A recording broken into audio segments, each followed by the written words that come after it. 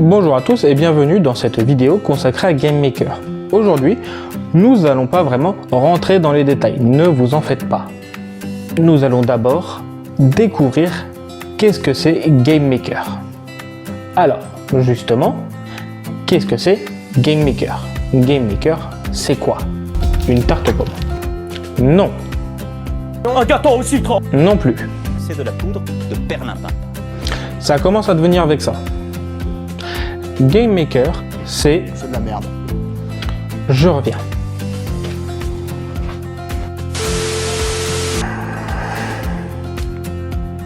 Bien.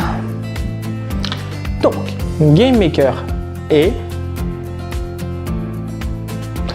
un moteur de jeux vidéo, comme Unity ou Godot, ou plein d'autres. Une particularité, néanmoins, est qu'il bénéficie de son propre langage de programmation, le GML, pour Game Maker Language, ou langage GameMaker. Il y a aussi le D&D, et non, ce n'est pas le Donjons et Dragons, c'est le Drag and Drop, qui permet de développer sans coder. Mais on y reviendra plus tard. Beaucoup de jeux sont sortis sur GameMaker, Hotline Miami, Gunpoint ou même Spelunky. Et oui, même lui est sorti sous GameMaker.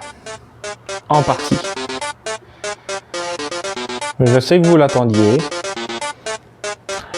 Dora l'exploratrice voyage sur la planète violette. Comment ça, c'est pas ça? Oh, tant pis, c'est pas grave. Tout ça pour dire que GameMaker est un moteur assez reconnu. Maintenant, si vous vous souvenez bien, au début j'ai mentionné le D&D, le Drag and Drop.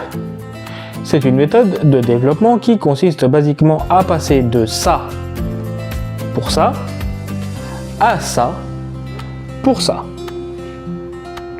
Basiquement pour le même résultat.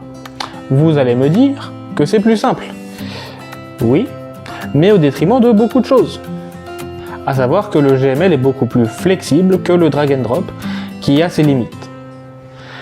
C'est pourquoi je vous propose de me suivre dans l'apprentissage de ce langage pendant un mois, où nous allons ensemble découvrir et itérer, créer, expérimenter, afin de découvrir ce langage.